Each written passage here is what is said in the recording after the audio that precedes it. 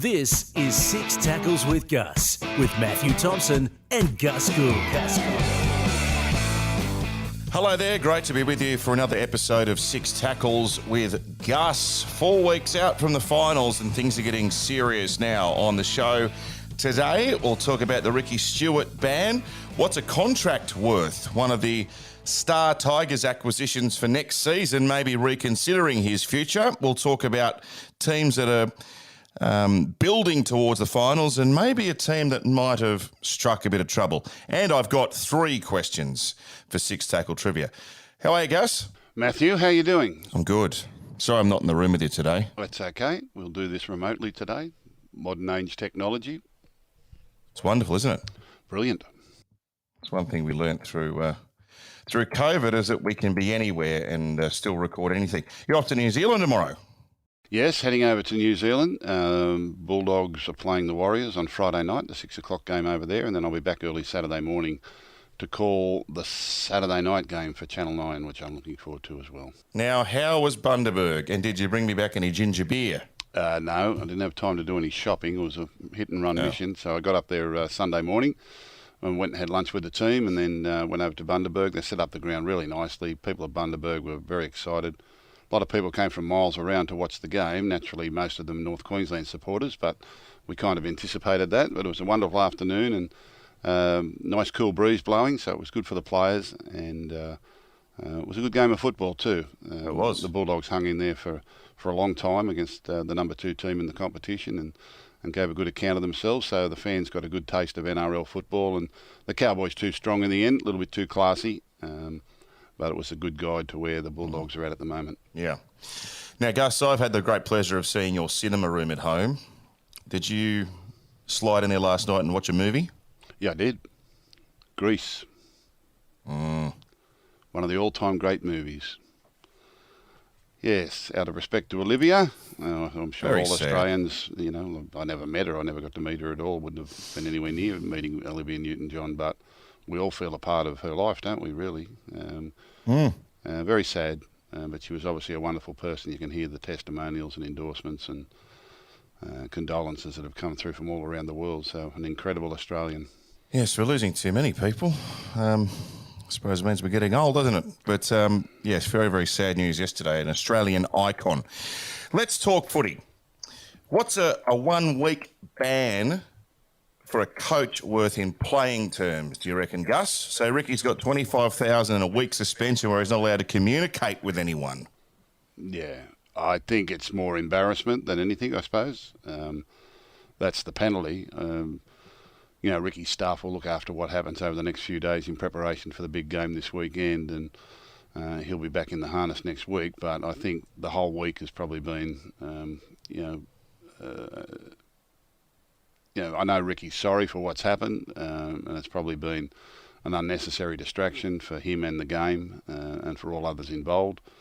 But in terms of the coach not being there this weekend, I'm sure the staff will handle it, and and it won't affect the team too much. But it's just an unnecessary headline, and feel a bit sorry for all involved, actually. Yeah. Well, he's the most fined coach ever. So they probably realise that the fines don't tend to work with Ricky. Look, he's a very passionate bloke, and I think everyone loves that about him, but things probably got the better of him, and that drilled into something obviously very deep and personal to him after the game. I wanted to touch on this, though. What is the upside for a coach in a post-match press conference? Now, this might sound somewhat hypocritical, given that I'm in the media, but the only stories that ever get reported on from a post-match press conference is if a coach blows up. Because the rest of the time they don't say anything interesting straight after the game, and more often than not, they can't give you much of an insight. So the only time you get a yarn is if someone loses it. No, and it's the intention of the media and the questioning in those post-match press conferences to extract an emotional response, to extract a criticism of the referee, to extract a criticism of a player, to extract some sort of emotional response which will create a headline for the next day. Any of the bland and sensible answers that coaches give out are rarely reported, rarely quoted, the conversation sort of dries up if the coach is not going to give them anything outlandish on the day. Post-match press conferences, back in my day, they used to be done in the dressing room. they'd come in after the dressing room and they'd all grab a beer out of the box and stand around in a circle around the coach, and they'd have a bit of a talk about the game. And some of it was on the record and some of it was off the record, because you could trust the journalists of the day. But these days it's a lot more formal than that, and they go into these press conferences and they have to take the captain in there, and he's sitting there in his sweaty jersey and wants to be anywhere but in a press conference. And I guess it's part of the broadcast rights agreements that the coaches do this. The league have made it important from a media standpoint that we have these press conferences, and it's probably fitting to talk to the fans and talk to the corporates and people who put their money into the game. But it's not treated like that by the media, I don't think. I think it's more a chance to try and extract something. All they want to talk about is the missed referee call or the penalty count, or some infringement that'll sort of player sent off or sin bin. They want to extract emotional reactions. I don't think they were planning to get what they got from Ricky the other day, though. He never saw that coming. It wasn't a premeditated outburst that he gave. It was just purely the mention of a player's name that brought back some memories, and it was gone. It was gone before he could bring it back. Yeah, well, there's a question here on Ask Guss, and we've had another stream of them this week, which we thank everyone for. Narelle Fitzgibbon, do you think the coaches' post-match presser should be scrapped? So I want to just reshape that question a little bit. Given, from a broadcaster's perspective, we're all about access now, and one of the great elements of our coverage on Thursday, Friday is that we get to send one of our people into the sheds. So why don't we go back to the old school? Let the journos go in the sheds and ask some questions. Then maybe if it's a less formal environment, then maybe you might get some more positive yarns out of it. Yeah, I think the opposite of that. I think we don't need them in the sheds, and I don't think that's the right way to do it. Quite often players were caught unawares about who they were talking to and what they were doing at the time. That was back in the day. But no, I think the formality of it is the way to go, and I understand the importance of the press conference. I wish more that the coaches and the captain could talk more to the fans and to the sponsors than they do to the actual media. But for this, it's the media's chance to, as I say, extract a headline. They want a headline out of what happens the next day. I'd purely like to see, what I tried to do and it's a long time since I was coaching, so it's hard to, if I went into those press conferences and they were sort of at the back end of my career, I'd go in and make more of a statement about the game, about how I thought the game unfolded, how well I thought we played or poorly, how well the opposition played or poorly, and et cetera, et cetera. There might be one or two questions related to the game, but as soon as it started to get into other aspects, then I tried to wrap it up pretty quickly. And I think, if coaches were more coming out and just making a statement about the game of how they thought things went, and assume the first question was, well, what do you think of that today? And give a more, extensive answer that was... that was going to, be of interest to people, and particularly to the fans. It's one of those things that I think has to be done for the promotion and the information of the game. I think the coaches would be far more forthcoming with information or with comment if they didn't feel like they were there to be trapped. I envy the poor journos who are in the presser and that they've got to ask the first question of the losing coach. Seriously, what do you say? Well, what do you think of that? What do you think of that? It's a rather intelligent question. The coach will be like, what do you think? What do you think of that? Look, the journalists know what they want out of the interview. It's very, very rarely they're surprised by something that the coach might say, although we've got a couple of colourful coaches that can go there with an agenda or go there to make a point or go there to make a statement. And at the back end of the year when you're approaching the finals, the more experienced coaches will use that experience or that press conference to maybe make a few points, and sometimes they get fined for it, sometimes they don't.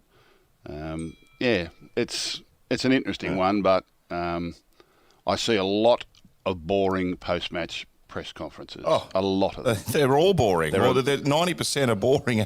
There are very few that are actually interesting, and everyone is out for a head. You can sit in one of those press conferences, and I've done interviews and sat in press conferences for 10, 15, 20 minutes, and it'll be some throwaway line at the end that ends up being, you can actually read what the headline will be the moment you say it. And as you get more and more experience with it, you understand what you want the headline to be tomorrow if you have to be interviewed. So you make a point of being bland about everything else, but then giving them the 3-word headline that they need tomorrow. Like the "we were robbed" type thing. is, you know exactly, and sometimes you don't even mean to say it. Sometimes it's just a throwaway line at the end of a sentence that, because, and particularly the inexperienced blokes, they can just say something. Even a player can be caught out by something inadvertent they say. They didn't mean to say, but they just sort of added it on the end. And it was one of the arts of interviewing too, is to not speak too quickly. That if you're getting a coach or getting a player or interviewing someone who's not saying much, then you don't say much. And you just leave dead air there until they start to talk again. And once they start to talk, really awkward. They become awkward, and then they give you more. And there are plenty of people that I've interviewed over the years that like that, who you could feel as though they weren't going to be that cooperative, or they weren't trying to say too much at all. So you'd ask them a question, they give you a 3-word answer, and then you just look at them. And it's kind of like dead air. And in the end, it's a staring contest. And in the end, they start to talk. Well, now they're out in deeper water. They don't know. They're only in uncharted waters now. They're just talking, and all of a sudden you can pick up on something. And it's really important. So you just say, "Gotcha, I gotcha." As soon as you start gibbering. But it's really important too to listen to the answers. Some people have just got their 4 or 5 questions, and it doesn't matter what you say. They're just asking their questions, and they're not really following up. And I find most of them very, very boring. And I think the coaches do too, and sadly it's probably treated that way by coaches and captains. They just want to get out of there as quickly as they can, unless I say they've got something to say. I remember, I've tried actually to find the vision, but I can't. But I reckon it was early 2000s and you were coaching New South Wales at Suncorp. I think I might have been covering it. You'd remember it. And he came out to the all-in presser and then just said 2 or 3 words and stormed off. Do you remember that? I'll bet it was a headline. Yeah, but you did, it was clearly deliberate. I think it was something, it's all set up for Queensland. The referee's going to cheat. Do you remember what you said? It's all remember the code? I said it's all about Queensland. We know that. And walked off. And then just walked off. That's all you needed. What else did you need to do? And so sometimes you'll be in a... Where's he going? Guss! Sometimes you'll be in a press conference like that and you've already given them the headline for tomorrow, and then some other person will start asking other questions, and you're kind of like saying, hurry up, we know where this has gone. We know what the headline's going to be tomorrow. I think it was another one. It's all about Queensland. Yeah, I think the next one was all about the grapple tackle or something or other. So it's always important, pre-match, it's always important to get interviewed last. Always found. I learned that lesson. Why? Because then you get the last word. They don't go running off to them for a reaction. So if you learn last, you get to react to whatever the other coaches said, and they don't get time to react to what you've said. So it's a little bit of a bluff. Post-match, you mean? Post-match? No, pre-match. Oh, pre-match, right. Yeah, but even post-match, you want to have the last say too. It's always important to have the last word. Yes, well, you're the master of the last word. Did you ever get fined? Myself? Yes. Yes, I had a couple of small fines. Do you remember what they were for? No. Yeah. Better not repeat it, you might get fined again. No. I read with interest, and I guess somewhat a bit of surprise, that Isaiah Papali'i was on the news last night talking about how I think he was pretty open in saying he's reconsidering whether he will go to the West Tigers next year. Now, how does this work? Like, if you sign a contract, aren't you bound? But we have seen previous examples of, like, Daly Cherry Evans is the most famous one. Like, do you not make a commitment when you agree to go to a club and sign a contract? Like, can you give us the technical explanation for how he might have some kind of window to not go to the West Tigers? Because I could imagine the West Tigers fans in the fetal position when they saw the news last night. Yeah, well, contracts are important documents, and they are a commitment to people that have come to an agreement. Offer, acceptance, consideration forms a contract. However, everything is negotiable. It doesn't mean that the two parties won't have a differing opinion on things sometime down the track, and then that is a position that could then be renegotiated. All contracts are renegotiable.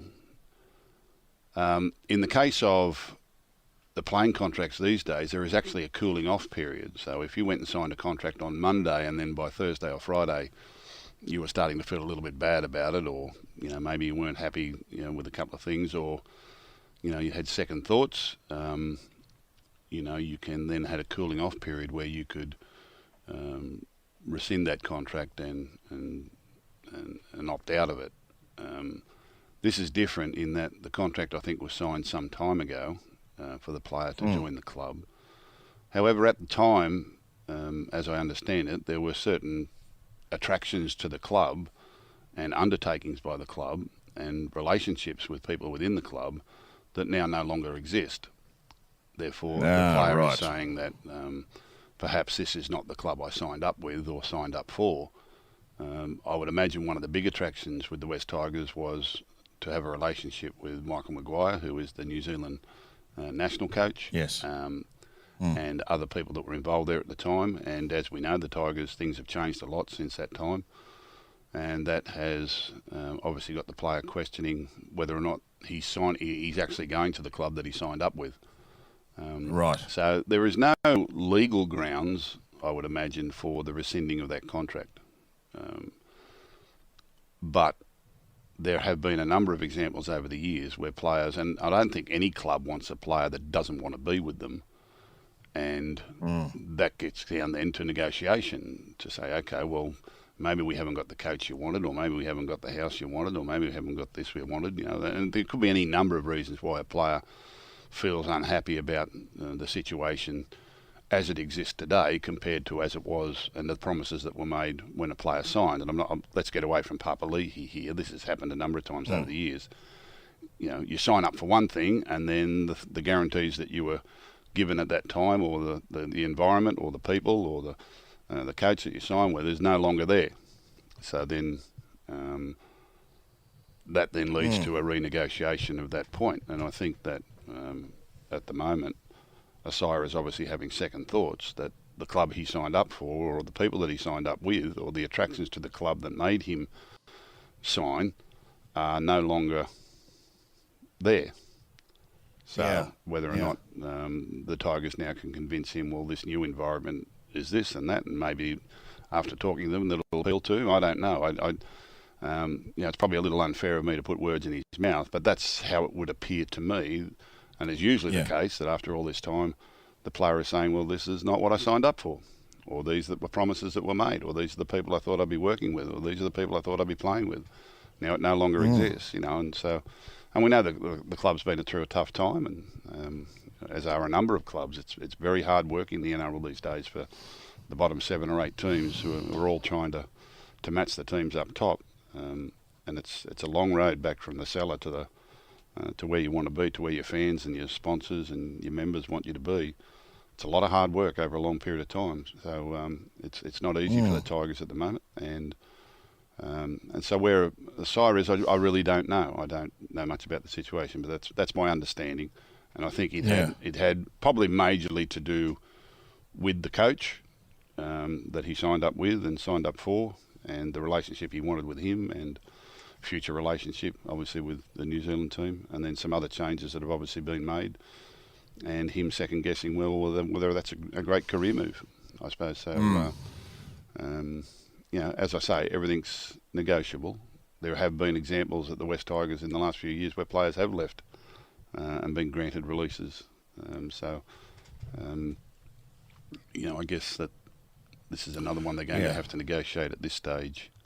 It's late in the piece, though, isn't it? Like we're at the end of the regular season, and they've had, for instance, Kelma Tuolangi's off to Manly. Like if Isaiah Papali'i had made a decision on this a little while ago, then maybe they could have been in a position to keep him. But yeah, I suppose that's the commercial side of the game. And let's not get too far ahead of ourselves. I mean, they need to sit down and mediate this and talk this through. And my understanding is this has been going on for some time. It's only now found its way into the media, but this hasn't suddenly just happened this week. There were concerns right from the time that Michael Maguire lost his position as coach. I think the red flag went up at that time, and it's sort of been kept in-house up until now. But now that it's actually become public and the player has expressed some concern, we start to talk about it. But as I say, and I wouldn't like to to predict what might happen from here, but there will be all sorts of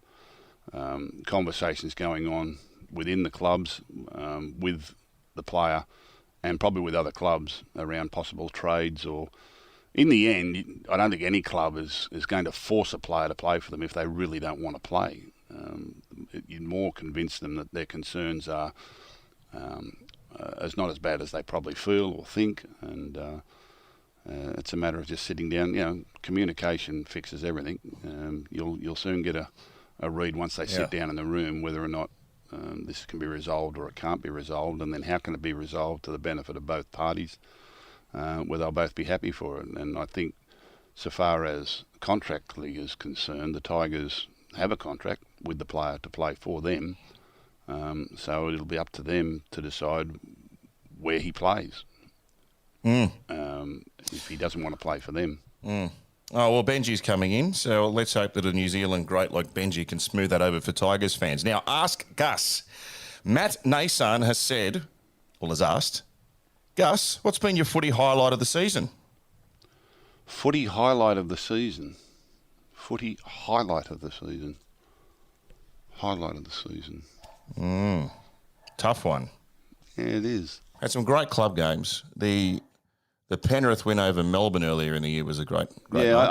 I think Origin 3 was a phenomenal game of rugby league, and an incredible result. And whilst it hurts that New South Wales didn't win, it's never a bad thing when Queensland wins. I always say it's a good thing for the game, and it's a good thing for Origin when Queensland wins. So, and that goes against my own heart, but to see Queensland do what they did and give one of those typical Queensland performances, and Ben Hunt running away and everything that he's dealt with in his career, to have that magical moment where he sealed the game for the Maroons, I think was my stunning moment of the year. There have been some others. I think one of the Tigers' early wins with the field goal by Jackson Hastings. When who'd they beat? South or Parramatta, I think. One of their first Para, wins. I think. Yeah, after a long run of outs, and those sort of things. Other highlights. Matt Burton's bombs are a highlight every week. Oh, well, not if you're a fullback. I like watching those. I like watching those. Para's win over Penrith at Penrith. Great game. Yeah, that was a great club game. I think our best is in front of us with the club football. Once we get all those top sides playing against each other for a whole month, as with the last couple of years, our comp can be a little bit lopsided and the football can be a little bit predictable in those terms. But I think the highlight of the season for me, even though painful, was Queensland winning Origin 3. The way that game unfolded, and it was just that typical Origin. The Origin story lived on. Queensland backs against the wall at home at Suncorp Stadium, and Ben Hunt, the whole excitement there around that washes away all the other disappointments he might have had in his career. And it was just a great night and a great result. It really was. Now, Solomon Salome, speaking of Suncorp Stadium, has asked you, who misses out on Magic Round next season? Now, that is a tough one. I understand it's going to be a ballot. Or they'll just do the draw. They try to tell us that the draw is just done electronically. They throw it in a machine that comes out and spits it out. I don't think that's right. I think they fudge a little bit here and there. But, it would be interesting. My thought would be, last in, first out. Like the 17th team would just have to miss out on Magic Round, unless they rang around the clubs and says, is there anyone that doesn't want to compete in Magic Round? Is there anyone that, But I understand it's just going to be a ballot. Now, if it happens to be the Broncos, I wonder whether they'll have a redraw.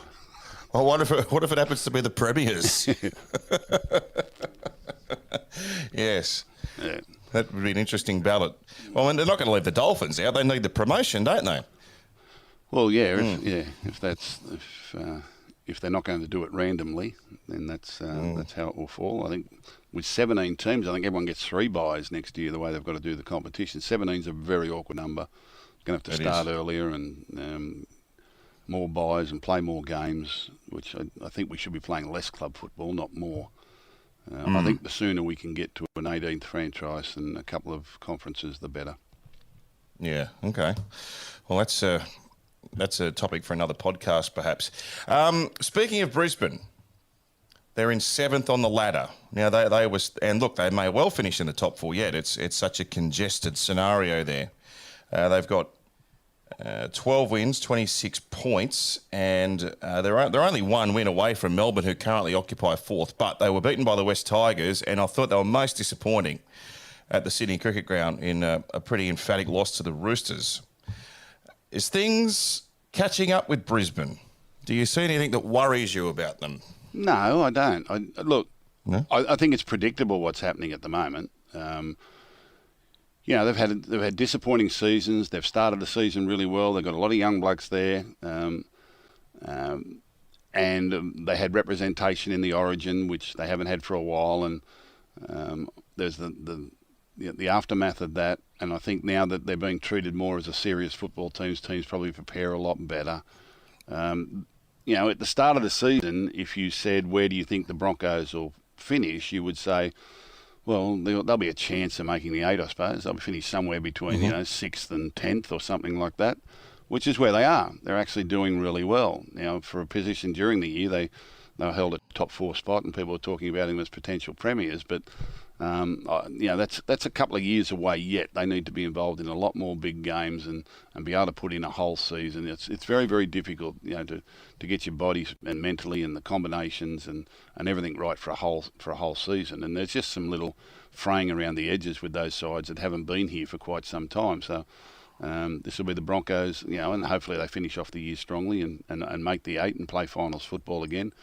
And that's a stepping stone into something bigger in the future, and understanding, how long the season is and how intense it is week in, week out, what it's like to be a top side and treated that way by other top sides and teams at the bottom of the ladder. And, I think they're having a really good season, and I think this is as good as I would have expected, with 4 rounds to go for them to be in 7th spot and fighting for a spot in the 8. They've got a nice break on the rest of them. They probably should. Let's have a look at their draw for the last 4 games here, as I bring it up on my phone here. So they've got the Knights this week, then they play the Storm, then they play the Eels, and then they play the Dragons.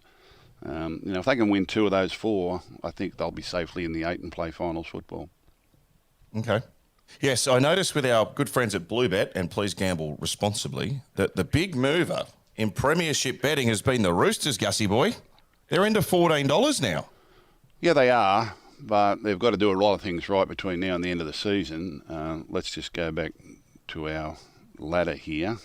And they're in 8th. Yeah, they are in 8th position, but they also have a very tough draw. What they're looking at is the quality of football they're playing at the moment, which, they've certainly improved over the last few weeks, and that they've still got some players to come back into this side. And when you look at it, they've got a lot of really classy players. They've got the Cowboys this week. That'll be a cracking game because the Cowboys are in good form, and so too are the Roosters, 3 o'clock on a Saturday afternoon at the Sydney Cricket Ground. They then play the Tigers. They've then got the Storm, and they've got the Rabbitohs to finish. So they're actually playing Cowboys, Storm, and Rabbitohs 3 of their last 4 games. There is still a remote possibility, I'd imagine, of being a top 4 team, but more likely outside the top 4, and it's very hard to win from there when you do the maths, and no one's done it as yet in the NRL era. So, it would be hard to see them finish top 4 at this stage, but outside the 4, I can't see them being a contender. I was asking 100% footy the other night, Penrith will win the comp, and I've been saying it all year, and that's you're not an Einstein there. Everyone can see that. They're clearly superior to everyone else. I said the only 2 teams that I think can beat them would be Parramatta, who have beaten them twice, and the Roosters. They're the only 2 sides when I look at their club, look at their teams and say, well, they could beat them on grand final day. The Roosters won't be their grand final day, is what I'm thinking, and probably not even Parramatta. So the other teams that have sort of risen up the ladder, your Cowboys and your Sharks, I don't think can beat them on a big day like that this September or October. And the Storm, who've got the experience, but we can see the fraying around the edges there, and they've got some injury issues and players unavailable, so I can't see them matching it with the Panthers, who are in peak form at the moment. On a grand final day, I think Eels and Roosters would be the best of all those teams that might stand a chance, but I don't expect either of them to get there. I don't think they'll be their grand final day. All right. That sounds a bit strange, doesn't it? No, I understand completely what you're saying there. Yeah. Let's do some six-tackle trivia, and I want to keep some time up our sleeves to have a look at this round of footy because, gee, there's some good games, and we're privileged to have Thursday night footy at Penrith, Melbourne, and Brandy has lit the fuse there on that one, so I think there'll be a bit of tension, and then Friday, of course, we've got the old clash between the Eels and the Rabbitohs on Friday night. David Middleton's done some great work for me today, Gus. I've got, how many questions has he sent me? He sent me 3. So these aren't your questions now. I'm dealing with the guru. Well, I asked him to step it up a little bit because you've been too good lately. Yep. In tribute to Olivia Newton-John, in what year of the 1990s, this is a multiple choice, they're all multiple choice, what year of the 1990s did Olivia Newton-John perform before the grand final? Was it A, 94, B, 96, C, 98, D, 99? What year of the 90s did Olivia Newton-John perform before the grand final? Before the grand final. 94 was Canberra Bulldogs. What were the years you were saying? 94? 94, 96, 98, 99. 96, 98, 99. 99 was the first year at the Olympic Stadium. And we had, I think, 110,000 there was set up for the Olympics the following year. And world record crowd? That was a world record crowd, and that was the Melbourne Dragons grand final. Mm-hmm. Now, I was there that day, but I wouldn't have watched the pre-match entertainment, even if it was Olivia Newton-John. 98 was Broncos Bulldogs, I think. That was the year when they came back after the split competitions. Mm-hmm. Nor did I go to that game. I didn't show any interest in that game either. 96 would have been Manly, St George. Oh, this is a guess. Olivia Newton-John, high-profile Australian, world record crowd. I'll say 99. Yeah. The answer is A, 1994. 94. Well, I didn't go to that. So that was Canberra Bulldogs.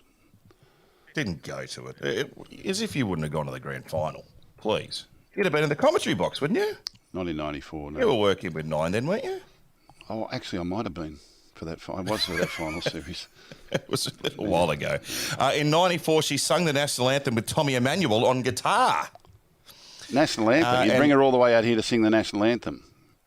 Really? That's what she did. That's what she did. She's a great Australian, Gus. She'd travel around the world to sing the national anthem at the footy. So she never sang Let's Get Physical or anything like that. She just sang the national anthem. Okay. All right.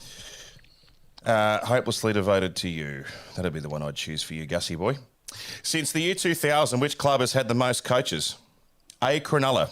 B, Newcastle. C, North Queensland. D, Warriors. Oh, crikey. Does that include interims? Oh, God. Maybe. It seems like a lot of coaches. The most coaches. Go again. Who were they? A, Cronulla. A, Cronulla. Yeah, go on. B, Newcastle. C, North Queensland. North Queensland. D, Warriors.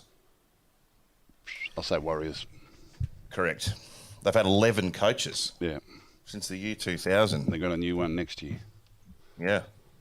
I was going to let you do a 50-50 like Eddie Maguire, but you didn't need it. Maybe you'll need one for our final multiple choice. According to the NRL's official statistics, Gus, which player has touched the ball the most in 2022? A, Reid Marnie. B, Api Coruscant. C, Damien Cook. Or D, Blake Brayley. Oh, this is club football only. Yeah, Blake Brayley's an outlier there. Api Coruscant had some games out. Reid Marnie's played pretty much 80 minutes every week. Who was the other one? Api Coruscant. Coruscant. Marnie, Coruscant, Cook, Brayley. You can take a 50-50 for Damien Cook. Out of all those, I would have to say Reid Marnie, but I'm just trying to wait a little bit. Because I think the others all missed some football at different stages along the way, and I think Reid's played every game. I'll say Reid Marnie, just by the fact I think he's played every week. The answer is D, Blake Brayley. Oh, well, he was the outlier. He was 2,338. the other Brayley had time off, didn't he? The boy at Newcastle. Jaden, correct. Jaden, that's right. Yeah, okay. I've goosed myself there. Yeah. Well, as soon as you said, I said, well, why is he in that 4? He must be held well up there. If you took the 50-50, I would have left Brayley and Marnie there, so it wouldn't have been any help to you. Wouldn't have been help. Yeah, the other two would have missed footy, but yeah, okay. Well, that's good. He's going good too. Good young player. Good family. He is going good. Good family. Yeah. Very good. All right, let's take a little break, and on the other side, we're going to have a look at what is a cracking round of footy coming up on Nine's Wide World of Sports.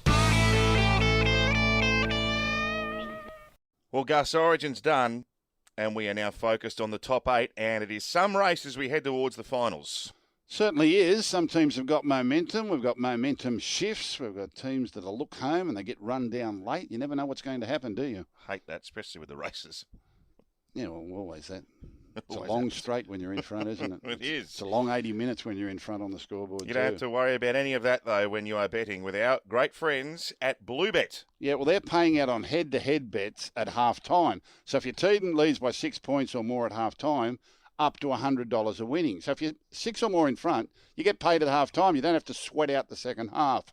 No photo finishes. No photo finishes. No protests. No nothing. That's a beauty. Bet with the True Blue Aussie bookie, and that is BlueBet. T's and C's apply. Gamble responsibly, and let's talk more footy now, thanks to BlueBet. Hey, Gus, before we get into our preview of round 22, Rena Ollie on Ask Gus has asked a very difficult question. It'll be a hard one for you to answer, but I'll ask it anyway. Billy Slater or Anthony Minicello at fullback? Oh, look, Billy Slater might be the greatest fullback I've ever seen play the game. Anthony's very favourite of mine, but Billy Slater was in a different stratosphere. He changed the game, didn't he? With his the modern day fullback is largely a byproduct of him. Yeah, you can say that. When you say players have changed the game, it means a lot of people have copied or tried to do what they can do. No one can do what Billy did.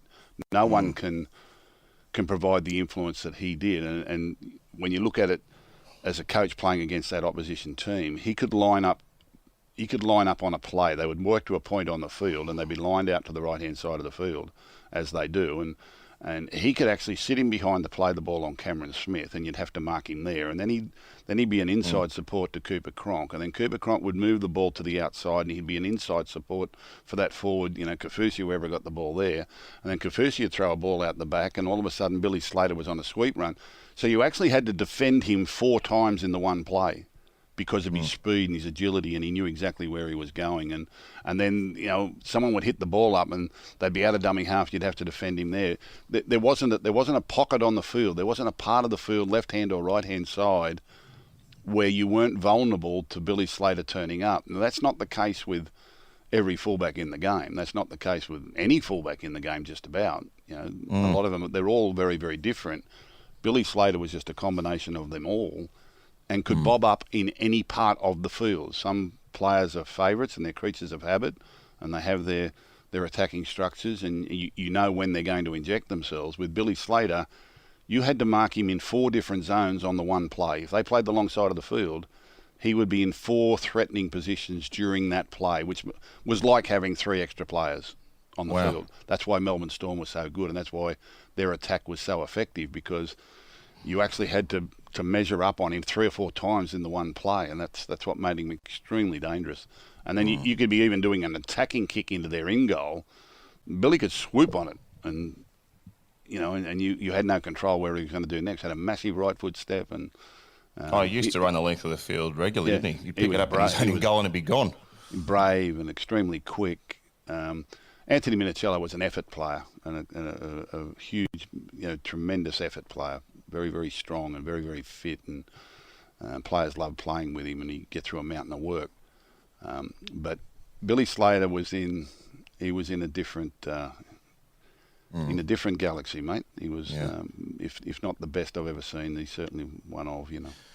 Can you think of a fullback who? I mean, you said he's one of a kind, and I think everyone that's watched him play would agree with that. Is there a fullback that you can think of that has a similar ability to cover or threaten in a number of different positions? Like, would Turbo be one that comes to mind? Yeah. Yeah, Turbo. Benny Barber was one that had a couple of really good seasons like that. Right. And took Bulldogs to a grand final in that year and had a wonderful year at fullback. He was very, very similar. He would bob up in all parts of the field. Tedesco puts himself in front and centre. He can do a lot in a game, but he does it from out in front, where Billy could hide himself and then come into the play at any point. Tedesco's sort of out there, visible for you. You can see where he's coming. And same with Trbojevic, big, tall lad. And on each play, he can play in his own on the field, but he can't do it all in the one play like Slater did. Well, maybe he could if he thought to do it. I don't know. Dylan Edwards is just purely an effort player. He's not a playmaker. He's not a ball player, but everyone's seeing the value.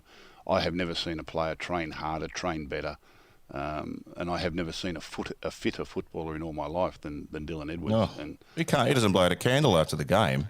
It's remarkable. You should see him train during the off season. It's phenomenal what he does. It's inhuman what he does. The way he can push himself and how easily he does it. Is fullback the most important position on the field now? Certainly one of the most valuable. Yeah. Certainly one of the most valuable. If you've got a bad one, you're in trouble. They're not bad, but you know what I mean. Like if you've got an inexperienced one, or they haven't got certain aspects to their game, but they're all different. All the really top fullbacks are different in certain ways. There are things they've got to do for the team, but they do it in different ways. It's certainly a valuable position. Halfback is still for me. I'm traditional in that way that it's hard to win without a game manager and an organiser in number 7, and very few teams win competitions without very good number 7s. The 9 has become a big position in the game, so 9, 7 and 1.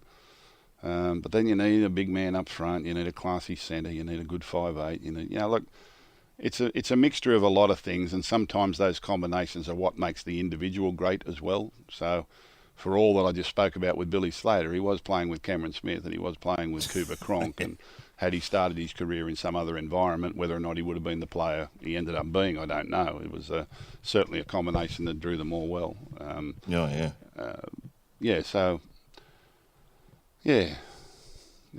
Fullback is a very, very important position, and they demand a lot of money. One of the top fullbacks in the game doesn't even play fullback. Is Joey Manu at the Roosters. I mean, every time he goes back there, he excels. And if he was playing there every week, I just wonder what we'd be dealing with. But he's got Tedesco there, and there's no need for him to play fullback.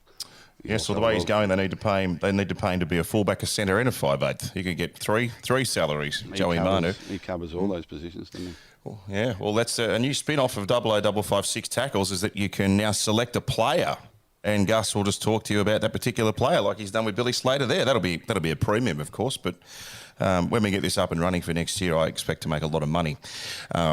And you might make some as well. Let's talk about round 22. We'll see Dylan Edwards for the Panthers in action against the Melbourne Storm. Now, no James Fisher-Harris. He's got 2 weeks for that swinging arm. No Felice Kafusi. No Jerome Hughes again for Melbourne. Munster's gone back to 5'8" after playing fullback last week. I think Melbourne, 6 of the last 8 they've won at Penrith, but Penrith have won 3 of the last 4, but this old rivalry heats up again. Yeah, it does, and as you say, both teams missing key players from their lineup. I still think that the Panthers have the better combinations, and I think that they can win at home. Although, Fisher-Harris is such an important player for them. Let me have another look here. I don't think Melbourne are in that great a form though. Whether or not they can rise. I mean, as I said to you last week, with the Panthers missing all those players going down to Canberra, I said they'll outwork the Raiders. They'll just outwork them. They won't try to outthink them or outplay them or out-finesse them. They'll just outwork them because this Panthers team is a young working man's team, apart from all their flair. Melbourne Storm, no Jerome Hughes. Munster back to 6. Olin back in the side too. Justin Olam back in the side, yeah, but they've got Crichton and Tungo. They're not going to be Tungor. They're not going to be there. Look, Panther at Penrith. Okay. Stand by to see if Filiami Kikau plays. He's been named in jumper 22.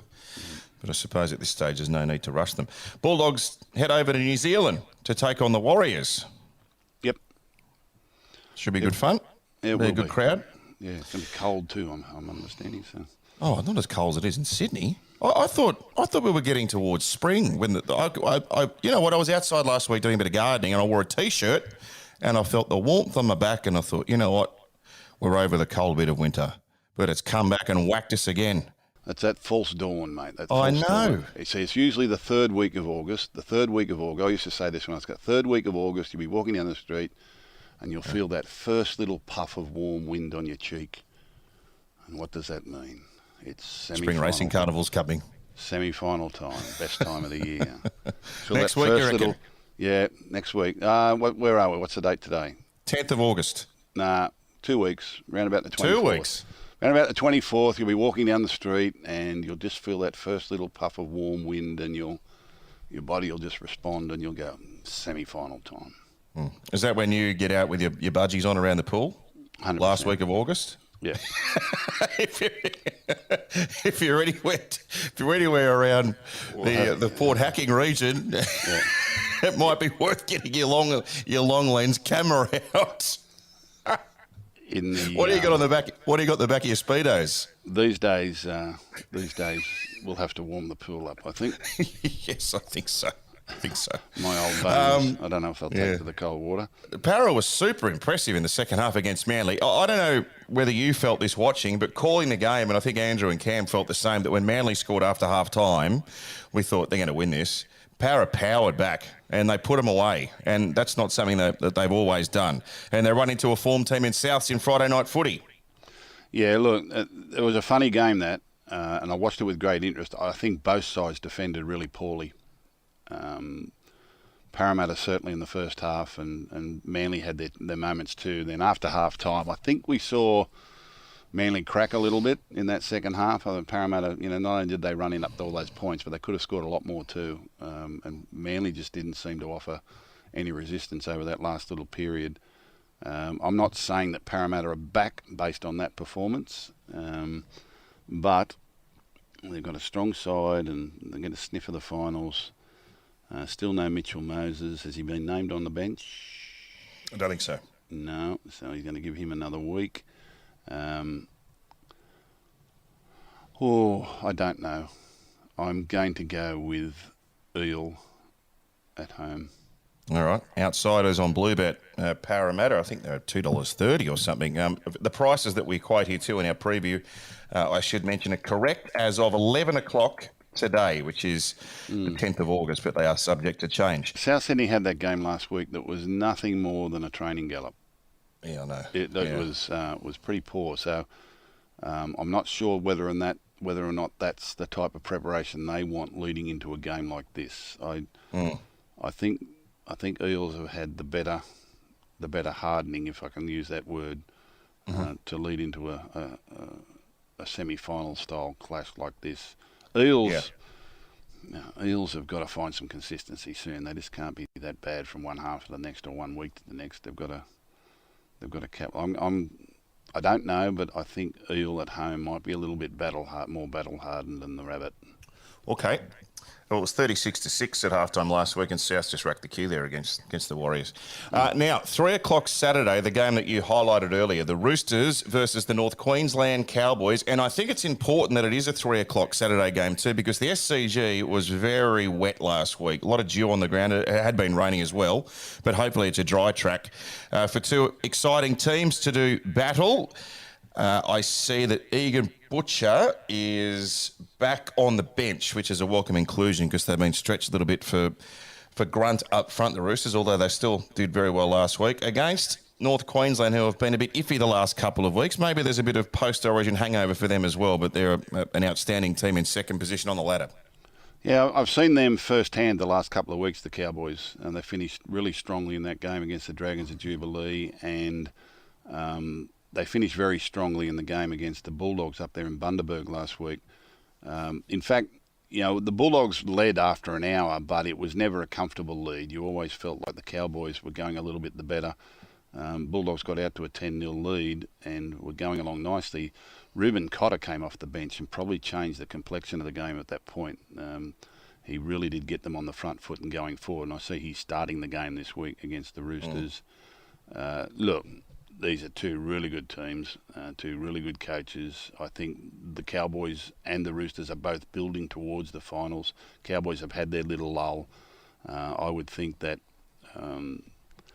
they've got such strike in them. They play the game so fast. This will be a fast game, a really fast game, because Roosters like to do that too at their best. I'm going to say